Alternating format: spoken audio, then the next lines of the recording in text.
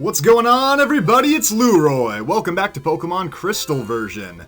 In the last episode, we did some kind of just side quest stuff that wasn't really necessary to beat the game, but just to summarize really quick what's going on in our journey.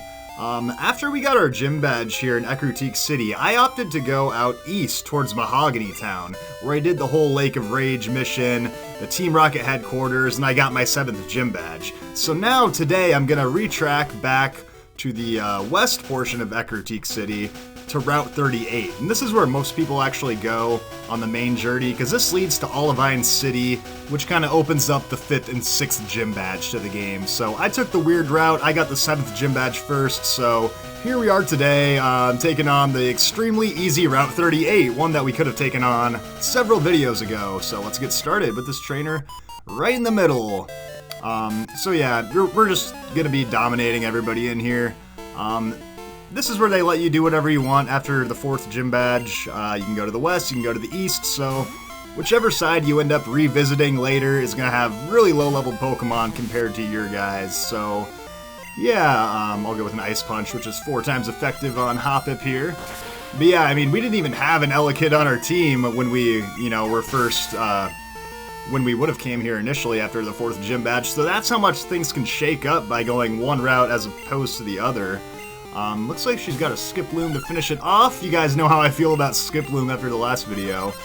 So 1 4 times effective Ice Punch will do the job.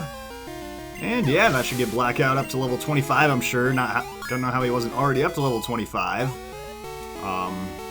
Nice. Oh, and we're gonna learn Swift. I don't need Swift. Decent move because it never misses, but I already have Dizzy Punch, which is a little bit more powerful, and I'm not too worried about my accuracy for this game, so we'll go ahead and pass up on that. And yeah, my moveset's already looking pretty good on Elekid, to be honest. I don't have a whole lot of improvements I can make at this point.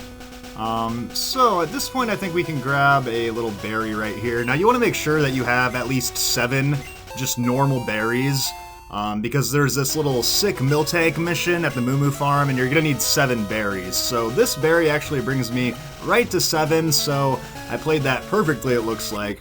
Let's go ahead and fight this trainer now. Looks like another beauty, back-to-back beauty fights.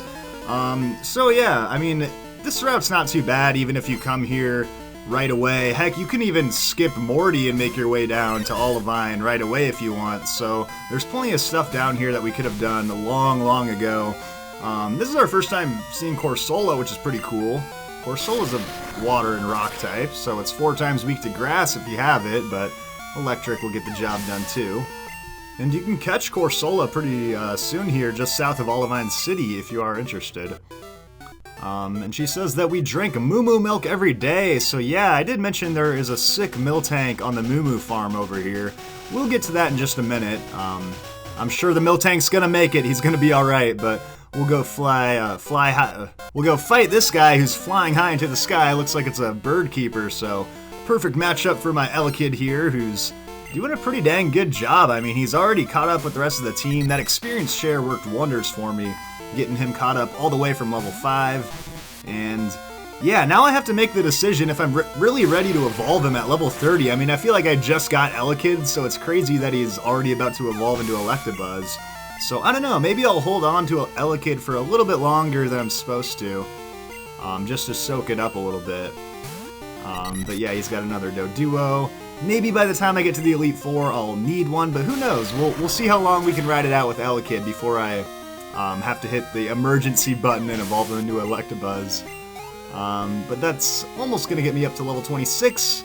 Wow, he's really getting up there fast. Okay, one more Doduo, and yeah, we'll let him finish the job. Actually, you know who's not getting as much action lately is Teddiursa. Ever since Blackout came in and started hogging all the electric attacks, because Teddiursa has Thunder Punch, so he's been kind of on the bench lately. Gosh, and I can't believe Elekid's almost at level 26. In fact, he's growing up too fast right in front of my eyes. I gotta give him a break for now. Keep him at level 25 for a little bit longer. Gotta keep him young, right? So let's switch over to Teddiursa. The fact that Elekid's at a higher level than Teddiursa is just unacceptable. I can't forget about Roosevelt, who got me here since the very beginning of the game, so let's give him a chance to shine now. And yeah, these trainers are going to be a piece of cake for all my team members, so Whichever side you go from Ecruteak, you're going to wind up finding that the other end is a great opportunity to get your lower leveled Pokemon caught up if necessary. And we've got a Wooper here, so let's go ahead and use our new move Return, which we learned at the end of the last episode. And Return is a move that does more power based on your friendship, and considering I have had Teddiursa the entire game basically, oh yeah, he's got a real high friendship level, and now he's at level 25, which means 5 levels away from evolving into an Ursaring, which is going to be incredible. Pokemon with some of the highest attack in the game. Now let's keep it rolling here with this trainer.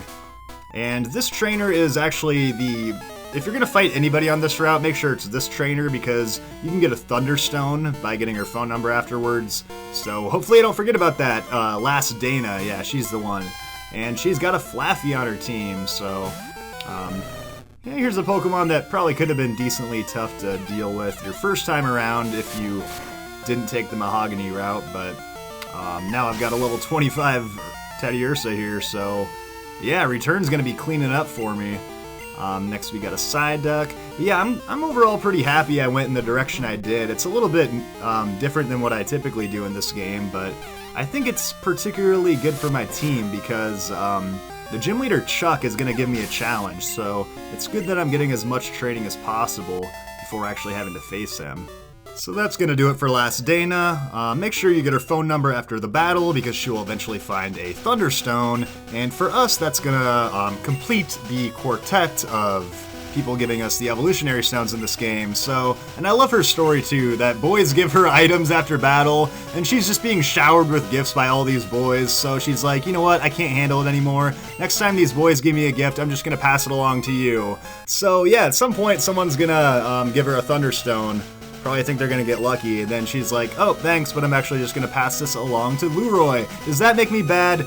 I mean, hey, it's your conscience, not mine. I'm just here for the Thunderstone. I could care less. So, with that said, let's go ahead and switch out Roosevelt. We got up to level 25, and I think it's time to give Cosmo a chance. He's the only one that's still at level 24.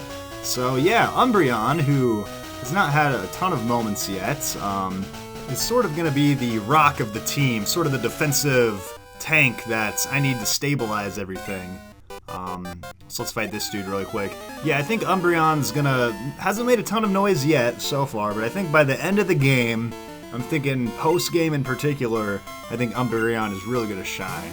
But here's a good chance to shine right now. We got a Mr. Mime, and nothing's better to take on a Psychic type than a Dark type.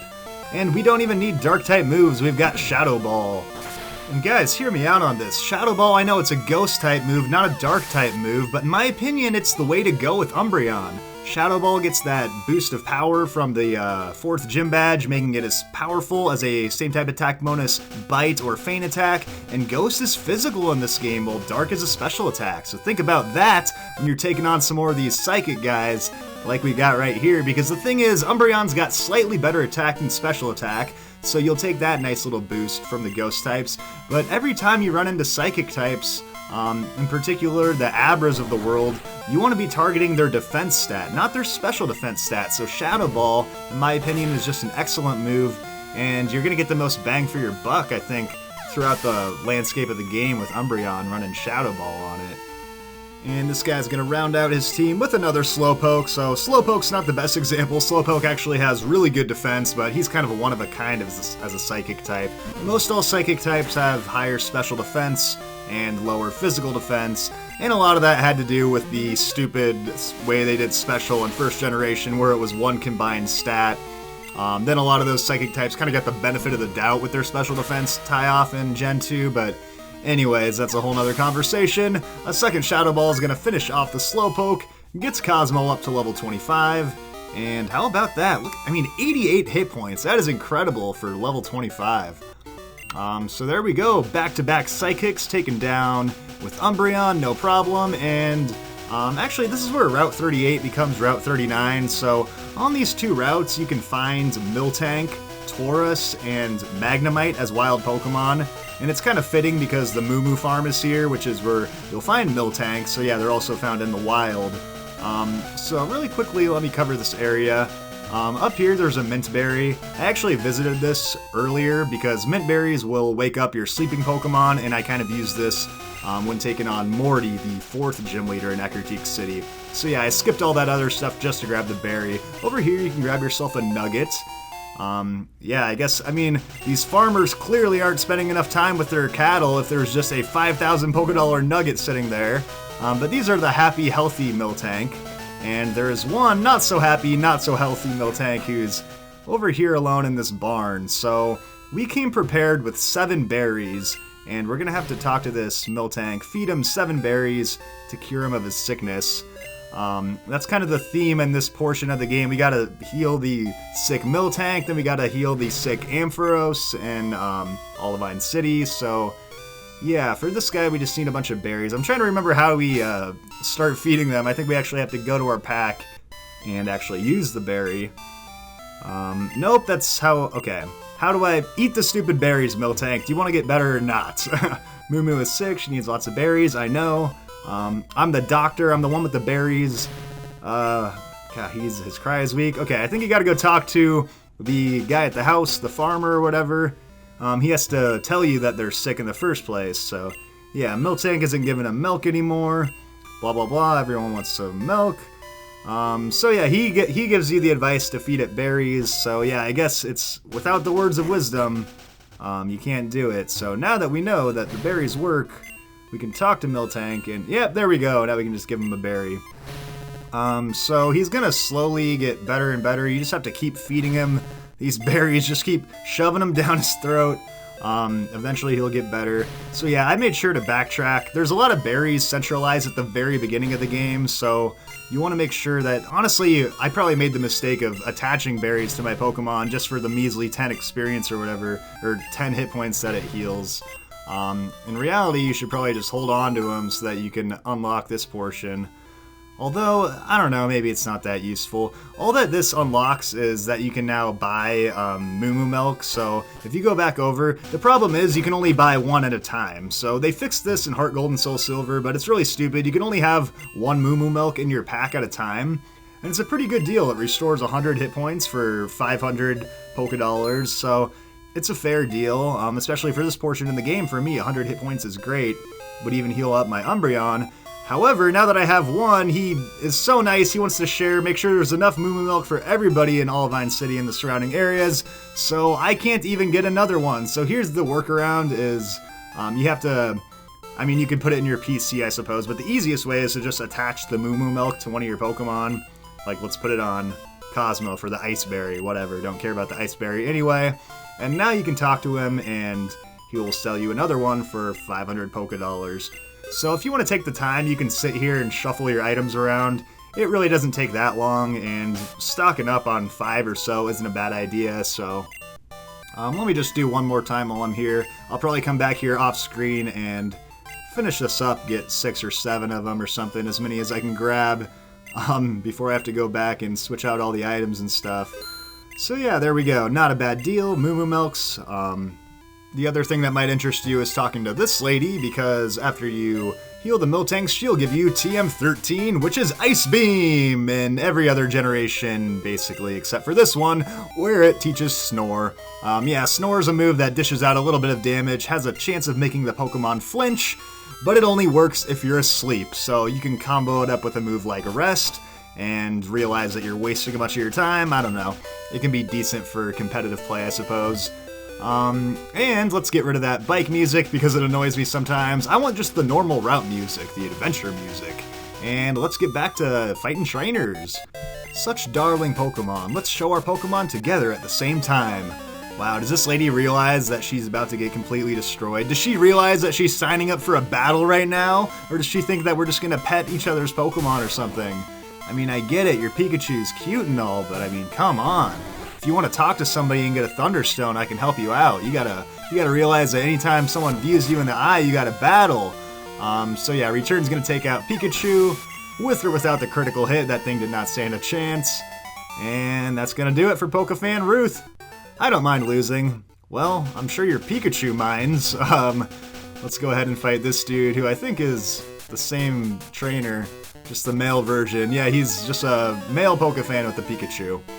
And one thing I know for certain is that in the overworld sprite, Pokefan Derek does not have a little kid next to him. And the fact that he sends out this Pikachu, I mean, for all we know, there's no evidence that this isn't actually his kid dressed up as a Pikachu that we're fighting right now. Because there's no kid following him around in the overworld sprite, so where could the kid have came from unless it was inside his Pokeball? I'm convinced that this guy is dressing his child up as a Pikachu, there it is, next to him, and then it goes back in the Pokeball after the battle, and that's why the kid's no longer following him around. I have no evidence to prove that that is not true at this point in time. Anyways, tell me what you guys think about that in the comments section. And this lady says, you came at just the right time, let's battle. She's only gonna battle you at nighttime, so luckily I'm playing at nighttime right now. And it's another Pokefan Jamie. Yeah, this place is swarmed with Pokefans. So yeah, she's got a Meowth. And it's only at level 16, so Umbreon, you know what to do. Get it with a return. And yeah, no chance this thing lives. So yeah, we're almost at Olivine City. I think we have one more trainer yet, so it's been a pretty long couple of routes to get here since we've battled each and every trainer, but probably would have taken a lot longer had we came here the first time. We were pretty much getting one-hit KOs on everything. And we should just have one last trainer before getting into Olivine City, and you know what? I did leave Elekid earlier in the episode with just a sliver of health before getting up to level 26. So let's bring him back up to finish the job. Maybe I just need to realize that he is growing up. This guy says he just got back to Olivine, so how about a battle? And yeah, we're the closest we've ever been at this point. Yeah, lots of ports and stuff right next to the sea in Olivine, so that's why we're seeing lots of sailors and stuff around here. And he's got a Poliwhirl. But yeah, Olivine's cool. You can immediately start surfing to Cianwood City when you get there, so there's a bunch to do once we get down there. But we better finish things up here first. Blackout with a nice one-hit KO. That should get him up to level 26. Excellent. And what else you got on your team here? Sailor? Sailor Eugene. Yeah, no frickin' sailor's named Eugene. This guy's a total poser, but he's got Eradicate. Still don't have any fighting types, so my next available fighting type will be the Dynamic Punch TM, which I can give to either Elekid or Teddiursa. Let's go with a Dizzy Punch, though. I haven't used that move yet, and that's kind of my signature move that I started off with here. So that'll finish off the Eradicate. I think that might have been the first time we didn't get a one-hit KO in this video, and that's what happens when you take the opposite route before coming here to Olivine. And Krabby does not stand a chance. This thing has no special defense whatsoever, which doesn't help its case in Crystal version when all of its weaknesses are special, so has really good attack and defense though, but doesn't really help it out much. So that's gonna do it for Sailor Eugene and all of the trainers here on routes 38 and 39. So on top of that, we did save the Miltanks at the Moomoo Farm, so let's get into Olivine City. Oh, this is just the stupid trainer tip sign. Why do you have a big trainer tip sign for tips on using Headbutt right at the entrance of your city? Like, welcome to Olivine City. By the way, you can use Headbutt on a tree. Get this stupid sign out of here, for real. Okay, let's get into Olivine City. Here we go! And oh, this is the big welcome sign that we want. Olivine City, the port closest to foreign lands. So there's lots to do here in the coastal city of Olivine, and oh, look who it is! It's our rival Corona walking out of the gym. You again? Yeah, it's me. There's no need to there's no need to panic. I don't bother with wimps like you. Wimps like me? Bro, I got my 7th gym badge! You're walking out of the 6th gym empty-handed, what are you talking about? But yeah, he's gonna say that Jasmine's not here because she's taking care of a sick Pokemon at the lighthouse. Yeah, probably sick because you're walking around spreading COVID all over Olivine City. So yeah, then he's gonna basically giddy up on out of here since there's no gym leader. Little does he know that there's a gym leader in Cianwood City, but whatever, he's back to go doing whatever he does. Yeah, so the gym is empty, like he said. Gym leader Jasmine's in the lighthouse, and that's probably what we're gonna hit up in the next video. So guys, we got a couple of things to do here at Olivine City on top of the lighthouse, and we'll get to that all next time. So thank you all for watching, and I will see you on Monday.